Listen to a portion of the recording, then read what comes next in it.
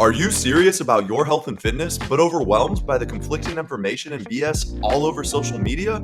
Welcome to Fit Facts, brought to you by Brandon Pascual and Gabe Erno. With a combined 10 years of training experience, this physical therapist and personal trainer duo bring you the most up-to-date and applicable fitness and lifestyle tips based on the most cutting-edge research, bridged with field experience of what actually works and is sustainable for the long term.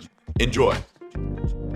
Welcome to Fit Facts. As you can see, the studio is a little different today because we have a guest in the studio. Not only do we have the lovely Brandon here, but we have our guest, Hillary Cole. She's a registered dietitian, so we're going to be talking to her a little bit today about what she does. We've got some random questions on the agenda.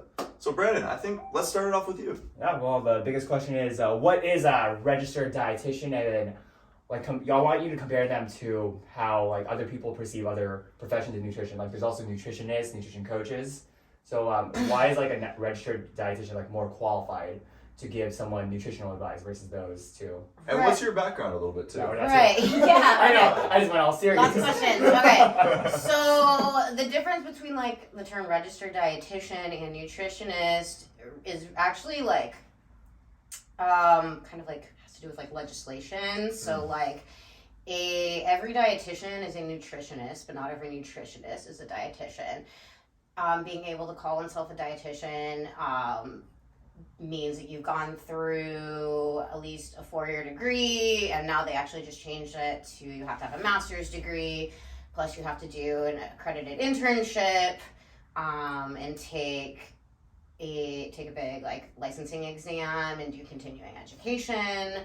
And there's a whole validated accreditation body that governs this versus a nutritionist.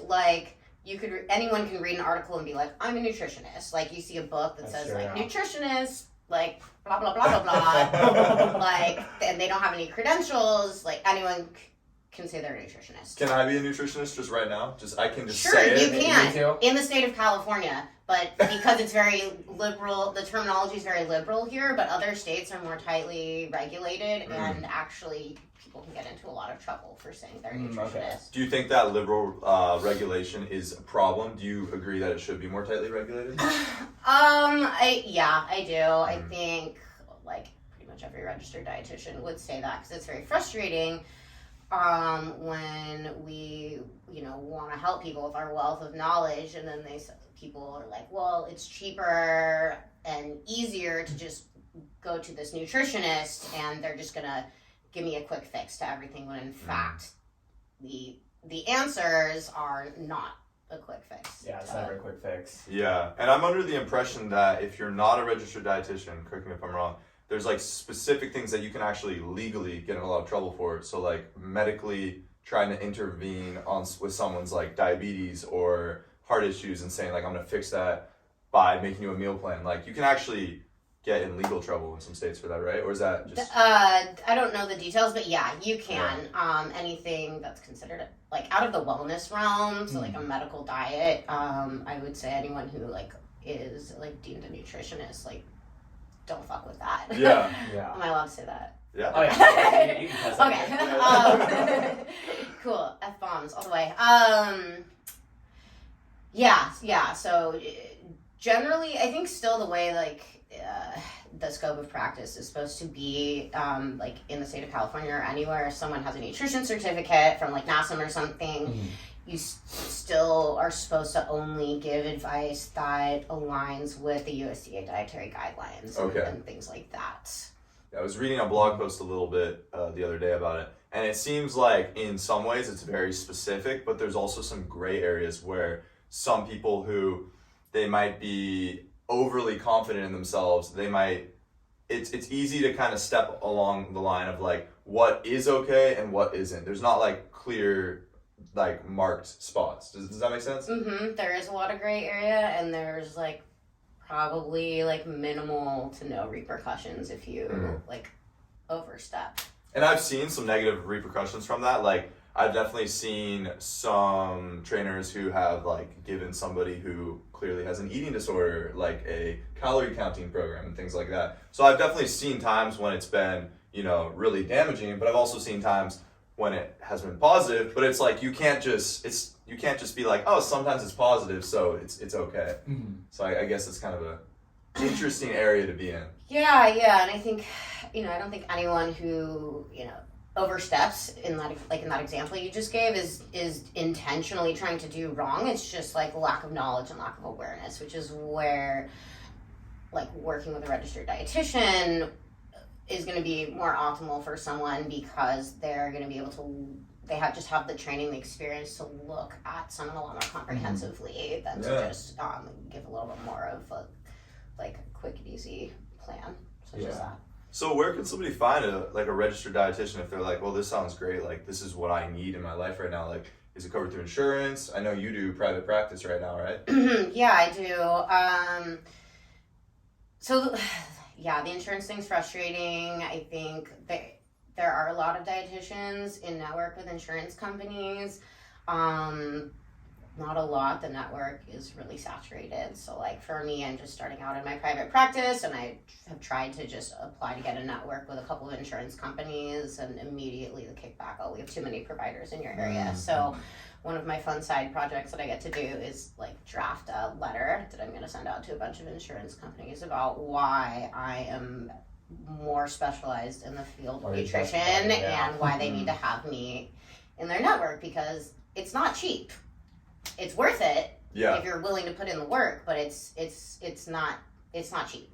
And then there's like dietitians through like HMOs as well. Like, am I allowed to say the names of fucking call them out right now. No, there's nothing wrong. There's nothing wrong with them. I'm just saying, like, like Kaiser, UCSD, or Sharp. Those are the only like medical systems. Those are the ones around here. Yeah, PT is similar, right? PT is very similar, because it's like you kind of have to compete with those people who, like those clients who want physical therapy, but they want someone covered through their insurance. But then little do they know is like their insurance can only approve them for certain sessions. So it's like, I know with Kaiser, they only approve 4 to 6 sessions for no matter what you have for physical therapy, when clearly this person might need more than 6, probably 20 minimum, 24 minimum. Yeah, so that is that thing with like insurance in my type of industry. It's the same with nutrition counseling as well, like whether it's in like kind of the HMO world or the private practice world. If insurance is paying for your care, some plans might say take as much as you need, and some plans say like you get 3 visits a year. Exactly. Yeah. And do you feel like 3 is enough? Like, what's like the usual time frame when someone works with you? How often are they seeing you? God, it depends. It depends. Like, why are they here? And do they really, like, what kind of work and effort are they trying to put in? Are they just looking for something that's more consultative, or they just want to come in once or twice? Are they looking to like build a strong rapport and have an ongoing relationship, almost like therapy? In a sense. So would it be like common? I mean, I don't know if they're like common like avatars that come in and see you, like they see you like once a week just to check in, or maybe they'll see you like once a month, maybe, or how does that work? Yeah. Some people I see once a week, and I see them once a week for months or a year. I try not to keep them on once a week for like too long, because the goal is always to not need me. Exactly. Yeah, that's how it is for physical therapy.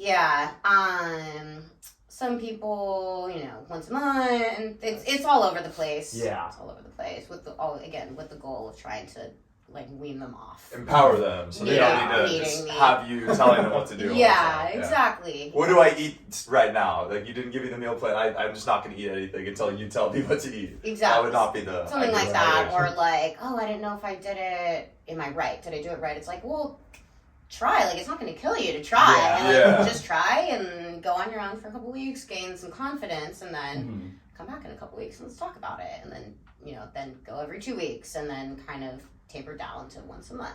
Yeah, exactly. Good. And so when someone like wants to work with you, and then you bring them in for a session, how is that first session going to be like? What questions are you? I'm pretty sure you're asking a lot of questions. And what specific questions are you asking usually? Right. Yeah. My initial assessments with people are like 75 to 90 minutes long. Oh wow. It's very comprehensive. So I'm looking at their medical history, their metabolic markers, so lab values. I want to know about their psychological history. like their social environment, and then everything about their family, their thoughts about foods, their ideas of health, and what does health mean to them. That's a good question. It means health means different things to different people.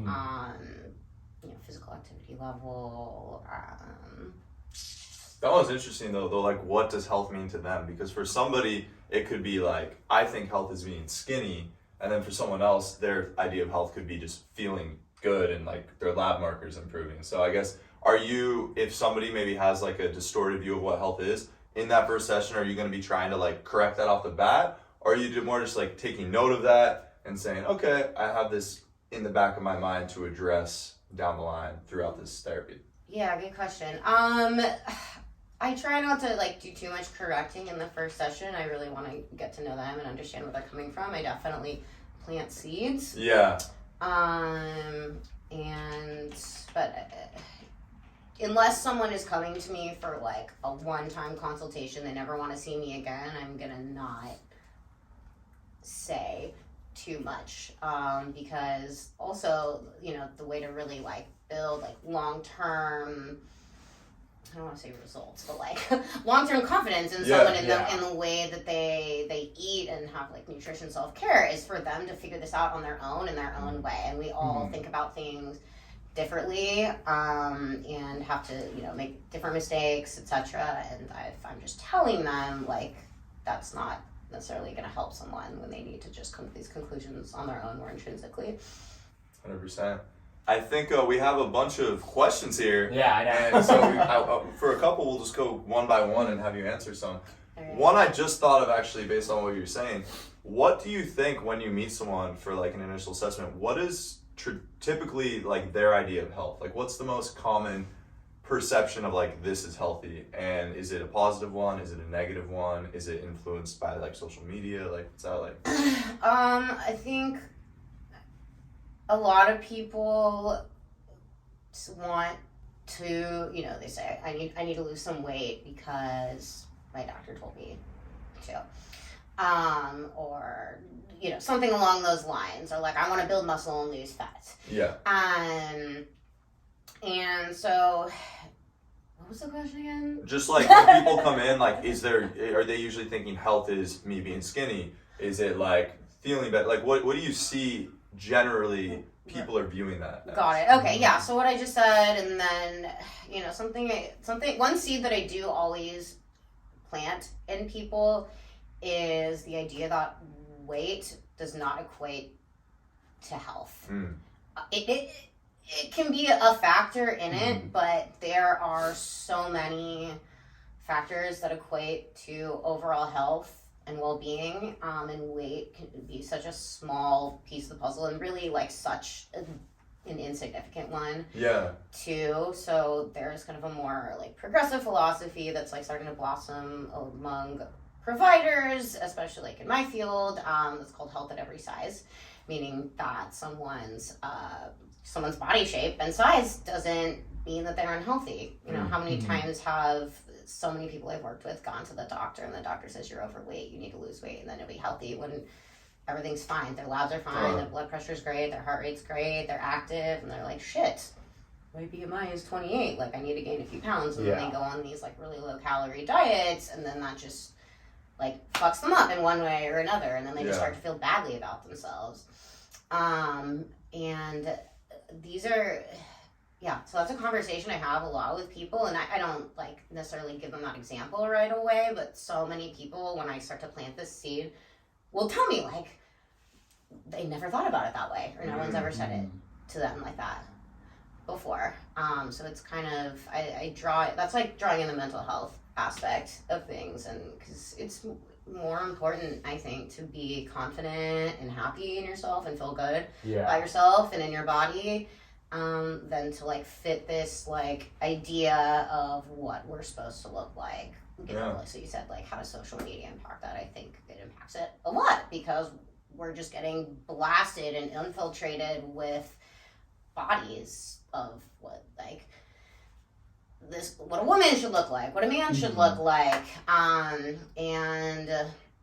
whether it's really, really thin or really, really muscular. And you don't have to look that way to like be happy and feel good and be strong at all. And our genetics are different. Totally. Not everyone is meant to look that way, and that's okay. You know, if we all looked the same way, we would all be like these weird robot people, right? These weird like Ken and Barbie dolls. Yeah, exactly. And I think that's something that's hard for people to come to terms with sometimes. But you know, something that I'm really trained in is just, again, kind of like therapy, but I won't call it therapy, and counseling, talking about these things and helping people like just process this, like start to come to terms with it, and loving who they are and enjoying and feeling good about in the body that they were given versus trying to mold themselves to be something that they maybe see on social media that honestly is very, very photoshopped a lot of the time anyway. That is tough, especially like even in our space, because it's like you're consuming all this on your timeline, where it's like people, this is how someone healthy is supposed to look, and your brain's just so conditioned to comparing your body to that kind of like framework and all that stuff. So is that like, so do you, when you have a lot of clients like that, do you have I'm pretty sure like your first session you have a conversation with them, telling them how that you might be, I mean, you don't tell them straight up, like, hey, you're comparing yourself to this person, comparing to this death of joy. I'm pretty sure you don't say something like that at first. But how do you, like, work with someone who keeps comparing themselves to, like, their maybe older brother who's, like, more buffer than them, or, like, their older sister? And also, just to add on really quick, this relates to a previous episode we did where we were essentially talking about everyone that people compare themselves to on social media have the best genetics. A lot of them are using anabolic steroids. They don't look like that all year round. They're using special lighting. And there's even been these cases where these like amazing, these like fitness influencers have just amazing bodies. They're still photoshopping pictures of themselves because they have body dysmorphia. Because the people with the best bodies are looking at other people with the best bodies. And then it starts to really take a toll on your mental health. So you're right, it's just like comparison is not good at all. Yeah. Yeah. I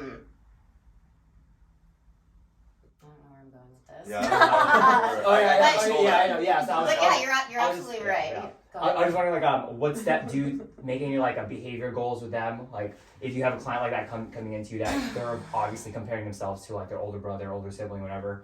Do you have like anything that you specifically say like, hey, how about we focus on this and that? Yeah.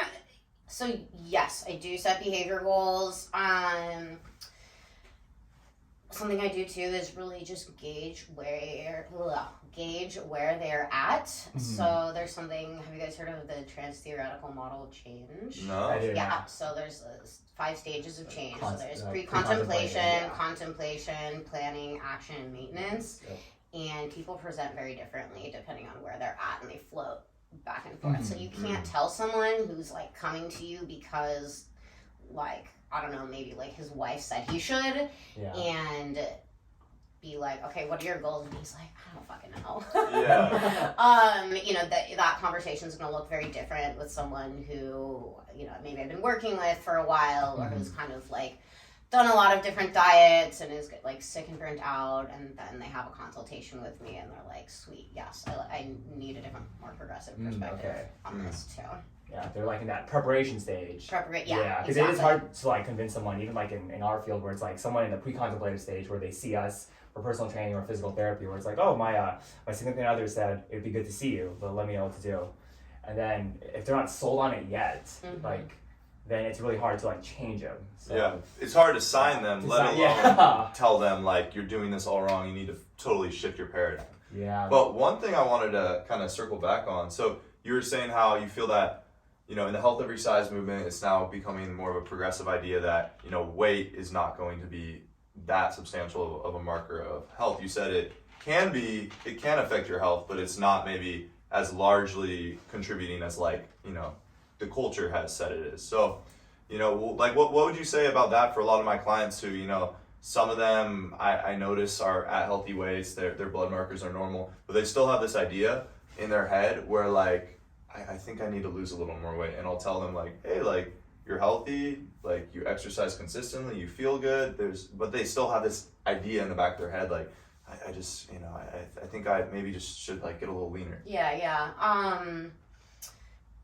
I think asking why and where's this coming from, and opening up an ongoing conversation about values and what do you value in life and how does this align with your values. And like there's nothing wrong with like shredding a few pounds if that works for you, but like is this, one thing, like for people, if it takes over your life, if that becomes more important to you than like your friends and family and feeling good and being good at work, whatever, that is a problem.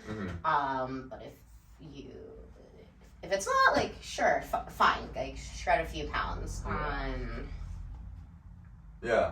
And then with the health every size movement, so I'm familiar with it to an extent, but I've read like a little of that one really popular book, like one chapter. So I don't know that much about it. It's okay. But like, what would you say that is it becoming the overwhelming thought that like obesity is not a significant contributor to like bad health, or is it just less of a contributor than we thought? Like, what is your opinion on that? Because I know it's still a divisive topic. Like, some people are like, obesity is one of the largest predictors of like poor health outcomes, and then there's other people who would disagree with that. Yeah, so I think part of it is like, so correlation does not equal causation. Like people in larger bodies who can be like categorized as quote unquote obese, that does often correlate with other health problems, but plenty of times it doesn't. Yeah. At all. I know plenty of people who are like obese and are very metabolically healthy. Like there's even,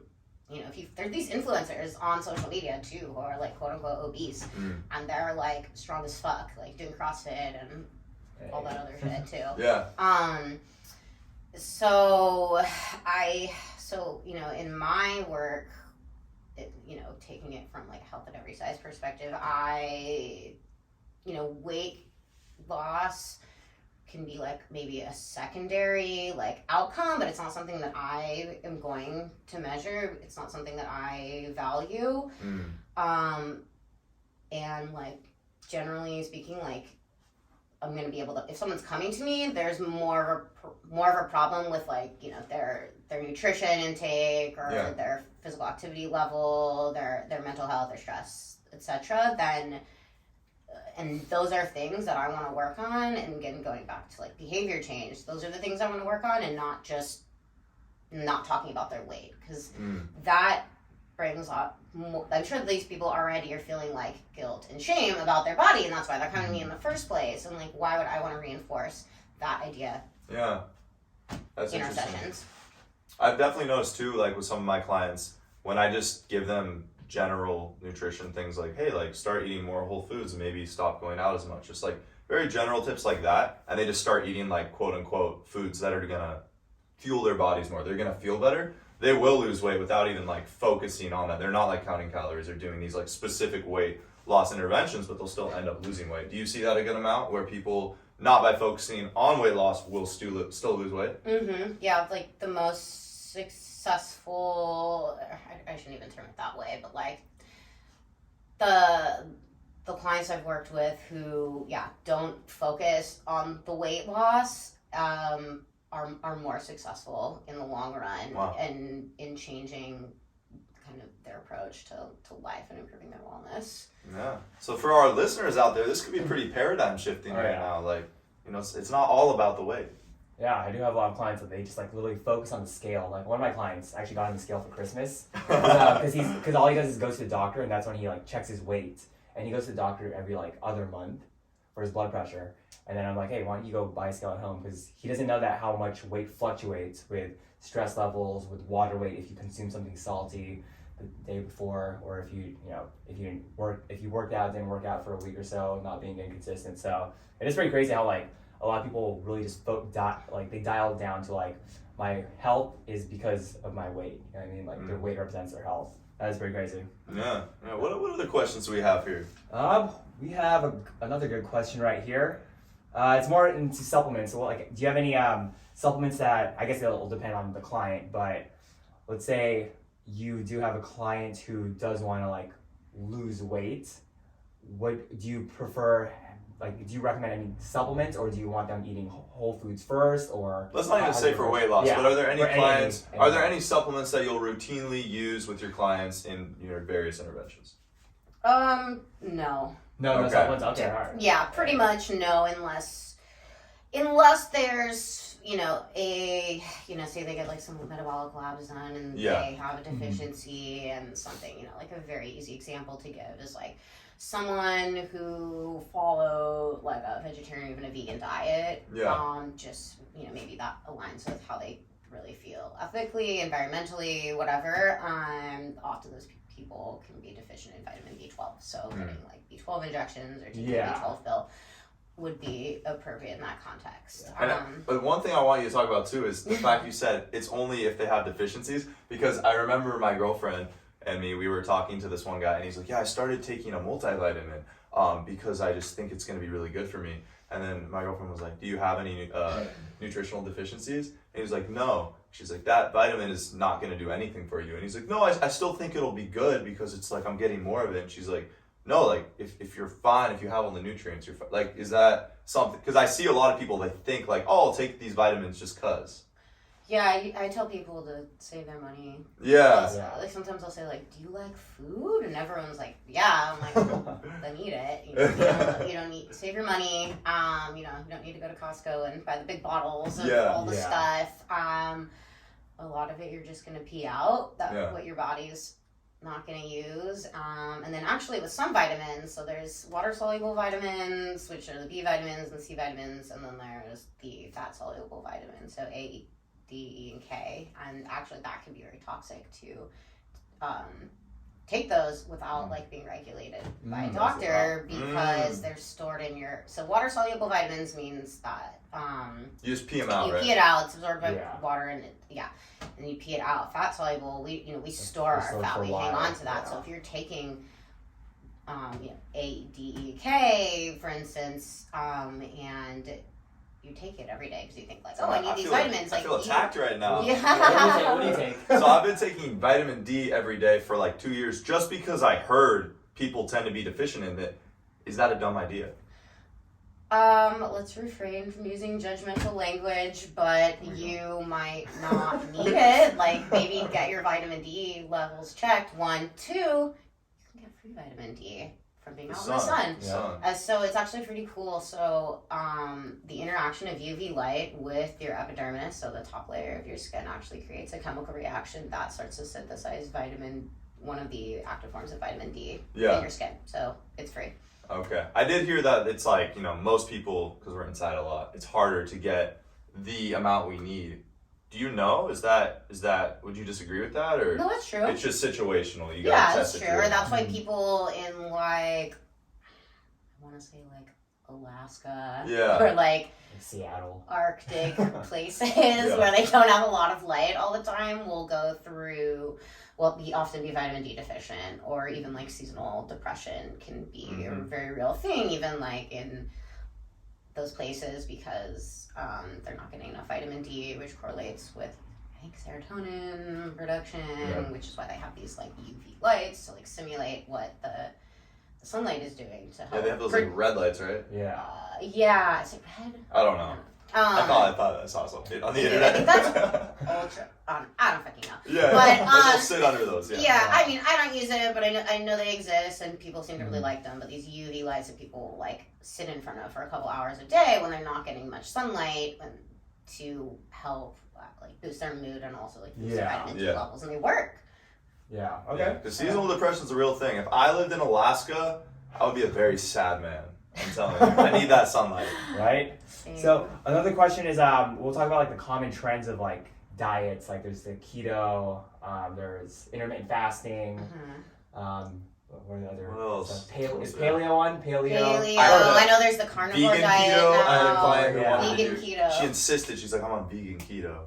And there's like people, pray for her. and there's like people who like literally choose to be vegetarian or vegan, not because of like their animal beliefs or anything. It's just because they need to lose some weight. They think it's helpful. Yeah, they think it's healthy. healthier too. Yeah. So what do you think about like those fad diets?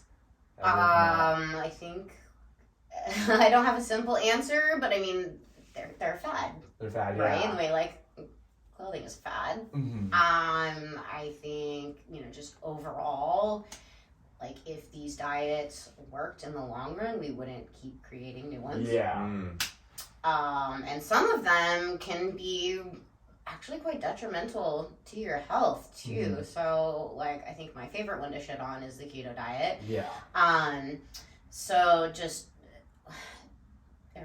do your listeners know what the keto diet is? Probably. So it's a high fat, low to no carb diet, and I think do like carb counting and like different portions to put your body into an alternate fuel system where they're burning ketone bodies, which is a metabolite of fat. So you're burning fat for fuel instead of burning glucose for fuel. And so the ketogenic diet, or the keto diet, has become, I think, a weight loss diet because people say, oh, I'm burning fat for fuel, I'm going to lose weight quickly. And a lot of people do. A lot of people, before I get into like some more, like a lot of people don't lose weight. It doesn't, if you're not in like a calorie deficit, doesn't matter if you're burning fat for fuel, you're not gonna lose weight. I have a friend who gained like 60 pounds on the keto diet. I had no idea why. She must really like steak or something. Yeah, and I was like, you're not in a calorie deficit. That's why. And I'm not saying you should be, but like, why are you doing this? Yeah. And then she like started eating like carbs again. I was like, oh my god, I like something better. But so it's interesting. A lot of people don't know like where the keto diet came about. So the keto diet, like this popularized keto diet, I think evolved from the ketogenic diet, which is a medical diet that has only been approved to treat epilepsy in minors that cannot otherwise be treated by medication. So it's something that's very, very like highly regulated in a hospital setting and in a medical setting. We don't really even like know how it works, which is something to change the brain chemistry for these people with epilepsy who are having these uncontrollable seizures. And where did you? I was gonna say, and they're only on it for a few months, and actually coming off of it is a whole process in itself. You know, that's not my specialty, but it can be very dangerous to like only be eating a high fat diet and be in a state of ketosis and then go back to eating carbs right away. So, you know, there's more research coming out to look at the effect of that with like Alzheimer's and ADHD, which makes sense because it's a high fat diet, your brain is made largely of fat. So it makes sense that there would be some like chemical changes going on in your brain, but we still don't know what that is. But so it's only like approved by the FDA or whoever it is that approves these things for adolescents with epilepsy. You know, another thing that I've seen that can also be dangerous with the keto diet is you're eating a high fat diet, and in someone who has a strong family history of like high cholesterol, heart disease, hypertension, that can be really, really dangerous. They can, you know, your cholesterol can go up really, really high. You know, that's a big thing that people don't really think about, because it's usually those people who are already prone to like high cholesterol, high blood pressure, and then they're like, oh, I'm going to do a keto diet. And it's crazy how they don't think about how like you're going to be consuming a lot of fats and salts, you know what I mean? Like, I'm pretty sure that's going to raise your chances to go the opposite direction you want. Right, yeah, and so maybe like these people, they might lose weight, but that's just another example of like where weight doesn't equate to health. It doesn't matter if you lose 30 pounds if you're in the hospital having like an angioplasty because you fucked up your arteries. Yeah. You know, extreme example, but you know what I'm saying. It's the butter's fault. That's the butter in the steak. Yeah, or like, you know, the bulletproof coffee, like the butter in your coffee. Like, I get the idea behind that. Butter and fats are very satiating and it'll keep you full, and then the caffeine is going to give you like this kind of fake energy high. But if you are very predisposed to heart disease, that's probably not a good idea. Yeah. And I know I've definitely heard a lot of people where they're saying, yeah, keto worked for me so well, I lost 25 pounds. And then I'll ask them, oh, did you keep the weight off? No, I ended up stopping keto and I gained it all back. oh, why did you stop it? Did it not feel sustainable? Yeah, it didn't feel sustainable. So why are you gonna start it again? Like, Yeah. But people think it works, so it's gonna work again. They don't really always understand. Yeah, and it might work a few times too, but eventually it's not gonna work as well anymore. It just, as we age, like our bodies change and it gets harder to lose the weight. Totally. Too, and I mean, I'm no stranger. I used to diet when I was younger too, and I know, like, it's harder to lose weight when you get into your like 30s, 40s, 50s, 60s, etc. And you know, maybe we stop trying to, and we look at this through a little bit different lens. It's just like an overall quality of life, right? And while like on the topic of like diets, we use like that same approach, that same mindset for people who like say, because I do have a client where he's all like, I don't care about like eating a lot. He just wants to get like shredded. So he's like on a very low calorie diet, like year round. And he's all like, yeah, I'm just gonna be on a low calorie diet until like I'm in my 40s when I don't care about my body. I was like, that's like a whole case right there. But would you say like being on a low calorie diet for a long time, like what are the disadvantages of that? Like what are some health issues that rise upon? Yeah, I mean, God, so many. I mean, from like more of a physical health perspective, like over time you're gonna deplete your body of energy. So we use glucose for energy. When your body runs out of available glucose in the blood, it goes to glycogen storages, and we need to replenish those. If we're still on a low calorie diet, we're not replenishing our glycogen, eventually your body is going to start breaking down proteins, which are muscles, for energy. And if it gets really, really bad, like, you know, even like smooth muscle tissue, like your organs and stuff. Okay, wow.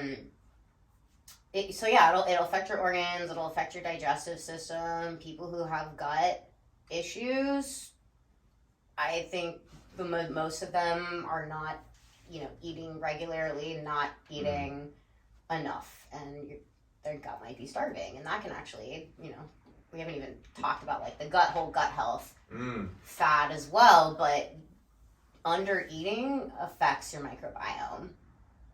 That actually as well. Is pretty eye-blowing, or mind-blowing. Yeah. I actually just read a bunch of articles about it too. It's kind of the new evolving thing in like physical and mental health. Wow. Because the microbiome's now being tied to like all these different like mood disorders and things. Like if your microbiome's not in check, it can relate to depression or your focus. Absolutely. And now you're saying eating low calorie can affect your microbiome negatively, potentially indirectly just causing you to feel worse. Feel worse. Yeah. And I mean, and on the mental health topic, because that's really like the lens that I really bring into my work. Your brain's gonna atrophy, and you can cause brain damage by being on a very, very low calorie diet.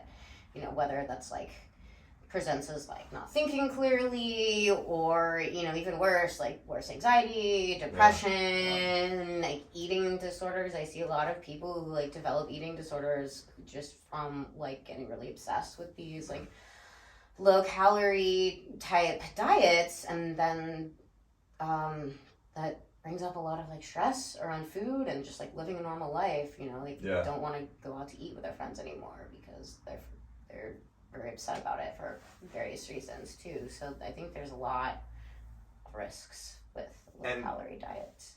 For anyone out there who just heard, you know, your brain might atrophy, all these things, and you're still not dissuaded, you're like, you know, I just want to look good. Well, remember that you're actually going to make way worse progress in the gym. You're not going to gain as much muscle because you're not fueling your body enough. So maybe if the brain atrophy part didn't already get you, that will give them some motivation. Yeah, for sure.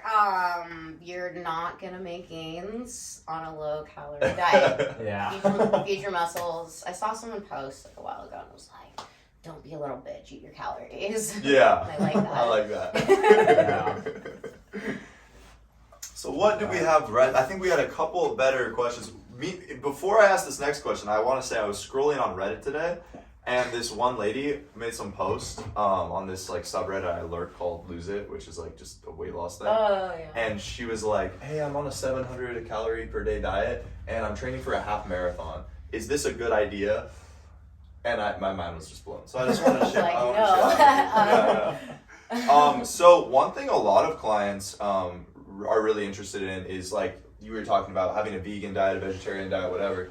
And as you mentioned, sometimes there can be the vitamin B deficiency associated with that. One thing that I've noticed is a lot of people will not understand that like not all proteins created equal. Not that like one protein's bad or won't fuel your body, but it might lack certain amino acids or just be maybe less bioavailable. So what would you say to someone who's like set on eating a vegetarian or vegan diet and they want to gain a lot of muscle? Like is there anything that you would add there? Like, oh, you need a supplement with this, or just be aware of X, Y, Z?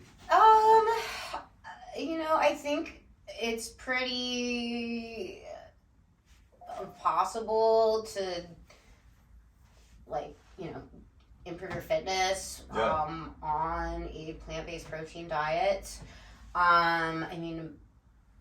Maybe it will be harder, like, as a body, like, yeah, if you're trying to eat like 300 grams of protein a day. And so that would be where, and also before even to that, like the amount of fiber in eating a plant-based protein diet can be very uncomfortable on your gut. If you're trying to bulk or something, gain a lot. As well, yeah, like if you're eating, like a pound of beans every day, like that's a shit. I don't even know how much that is, but like that's a shit ton of fiber. Like get the protein you need. Like, that's a lot of fucking fiber. And you're gonna be gassy, bloated, etc. Yeah. So I think, like that's where like having a, like a powder protein supplement that is vegan or vegetarian or whatever, so not whey, would come into play. But it's just like kind of depends on the person's goals and how big they are. But it's like you don't need it starting out. Brandon, any other questions for Hillary before because we should have started with this question. So, what led you to become a registered dietitian? Kind of by accident. So, I guess my journey, I'm like the kind of person, like, I always have to like be working or doing things that I'm interested in and passionate about. So actually when I went to college, I studied psychology, and followed the pre-med track. Had no idea what the fuck I was doing. I just thought it was fun. And then moved back home, and then I like lifeguarded and coached swimming and became a personal trainer. And then doing my personal trainer certification, there was like a nice fun chapter about nutritional science. I was like, oh, this is interesting. And it also kind of aligned with where I was at in my own like kind of personal fitness wellness goals at that time too. And I did notice that with like different types of exercise and lifting at the gym more and just eating more, like I guess just more regular balanced diet, I felt really good, like physically, but also mentally, emotionally too. You said you had crash dieted in the past, so. Yeah. And so I was like, I know the exercise stuff is good, but there's got to be something there with the food part as well. And so when I found this nutrition science chapter in my studying for my personal trainer cert, I was like, I think I want to go back to school. Like, I think this is it. And so I found out that like getting a master's in nutritional science was a thing. And so I took some prerequisites that I had missed in undergrad, applied to grad school, and like learned what a registered dietitian even was. Yeah. And then now we're here. Here I am. And now you are taking clients too, right? Is that a true statement? Clients, yeah. I've worked in a lot of like medical facilities, kind of all levels of care, and now I am in a place where I'm starting my own practice. Yeah. As well. So if a viewer wants to reach you, how would they go about that? You can email me. I do not have a live website right now. That's one of my goals. Right now, TBD, but I'm on LinkedIn, which we'll put the links in the description. Yeah, but you can just email me. Am I supposed to say my email address? You can, but we'll put it in the description. Okay, hillarycoledietitian@gmail.com, and just say you want a consultation call. So for anyone that wants to work with me, I always say like, hey, let's do a free consultation call so I can tell you what I'm about. Because like we talked about before, a lot of people say like, I just need to lose weight, I'm gonna feel better. I'm like, let's talk. First, like, are we a good match? I don't want you to waste your time and money if like you're not ready for this. Yeah. 100%. Well, anything before we wrap it up, Awesome. Brandon? I like this episode. Yeah, I was very enlightened. This was our actually. first guest episode, and I think this was the best. First guest. Yeah, first guest and potentially the best guest. We'll let you know. We'll keep you updated with every new guest if you drop down in the rankings. But I think you'll stay out Fair top. enough. Let me know. Thank you so much for watching the episode. I'm Gabe. I'm Brandon. This is Hillary. Hi. And this is Fit Facts. See you in the next episode. Peace.